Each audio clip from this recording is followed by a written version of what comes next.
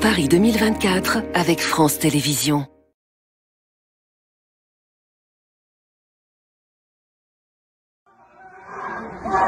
Le parquet de Paris a requis la mise en examen et la détention provisoire des policiers accusés d'avoir tabassé Michel Zecler, un producteur de musique noire, le 21 novembre dans le 17e arrondissement de la capitale. La scène avait été filmée par les caméras de vidéosurveillance d'un studio d'enregistrement où l'on voit pendant de longues minutes 3 policiers porter des coups violents à l'individu, puis un 4e jeter une grenade lacrymogène.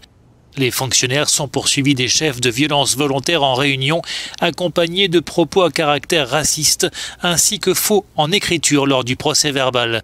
Le producteur de musique avait refusé de se soumettre à un contrôle d'identité motivé par le non-port du masque et suspicion de produits stupéfiants. Selon le procureur de la République de Paris, les policiers ont reconnu avoir agi ainsi, sous l'effet de la peur. S'ils reconnaissaient lui avoir porté des coups, ils expliquaient ceci par l'attitude de ce dernier et les circonstances de l'interpellation. Ils indiquaient avoir été dans l'incapacité de maîtriser M. Zecler, qui se débattait, et expliquaient les coups par la panique qui les avait saisis dans ce local dont ils ne parvenaient pas à s'extraire en raison tant de la résistance de l'intéressé que de la configuration des lieux très exiguë et comprenant une autre porte conduisant au studio derrière laquelle se trouvaient les jeunes présents. L'Élysée, qui a indiqué avoir appelé Michel Zecler, a dénoncé une agression inacceptable tout en réclamant une police exemplaire.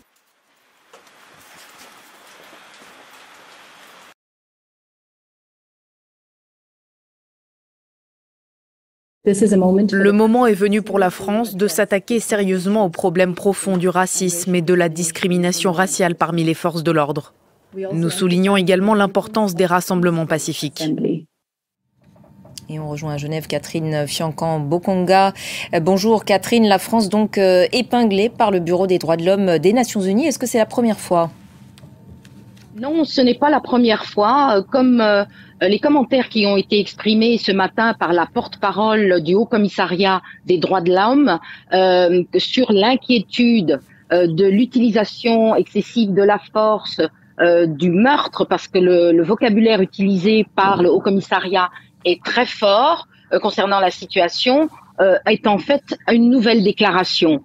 Au début du mois de décembre 2022, le Comité des Nations Unies en charge de l'élimination de la discrimination raciale avait émis un dossier sur la situation en France et avait particulièrement souligné le fait qu'en France, certaines méthodes policières étaient utilisées envers, particulièrement qui visaient des minorités telles que des minorités qui sont des descendants africains, arabes ou autres, et qu'on utilisait également les arrestations de manière arbitraire et excessive pour cibler particulièrement ces groupes de la population.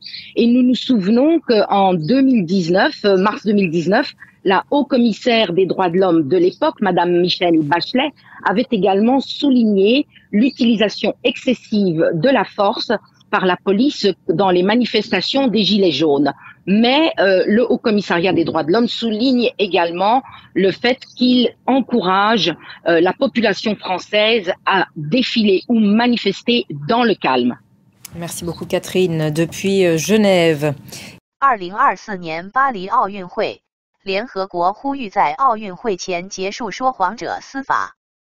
2024年巴黎奥运会，联合国呼吁在奥运会前结束警察暴力。法国有50万纳粹流氓反人类罪犯，他们来自政治阶层、撒谎者正义部和警察暴力部。他们正在全力活动而不受惩罚。几十年来，法国内战接踵而至。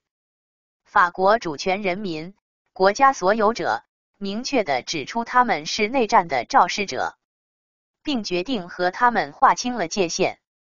他们被邀请裸体离开法国。下面是众所周知的最后3场内战。您可以在 YouTube 上找到大量视频。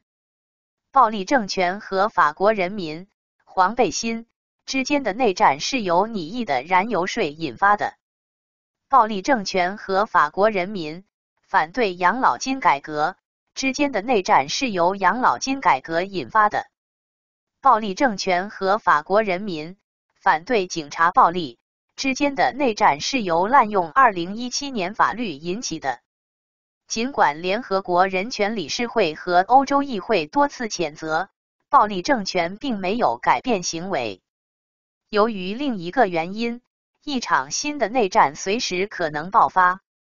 法国人民没有庆祝的心情，但他们准备热情接待来自世界各地的运动员。然而，由于系统性的警察暴力，运动员的安全得不到保证。滥用2017年法律，杀人许可可能会在奥运会期间再次发生。此外，由于系统性的说谎者司法，运动员的司法安全得不到保障。如果发生冲突，运动员将承担后果。一些熟悉警察种族主义和仇外心理的运动员不抱幻想已经决定抵制法国奥运会。这就是为什么联合国呼吁在奥运会前结束法国的说谎者司法和警察暴力。如果不满足这些条件，那么世界各地的运动员将大量抵制法国奥运会。运动员不是瞎子。今天暴力政权需要去纳粹化和去反人类罪犯化，法国人民需要解放。警察部需要重建，司法部需要重建。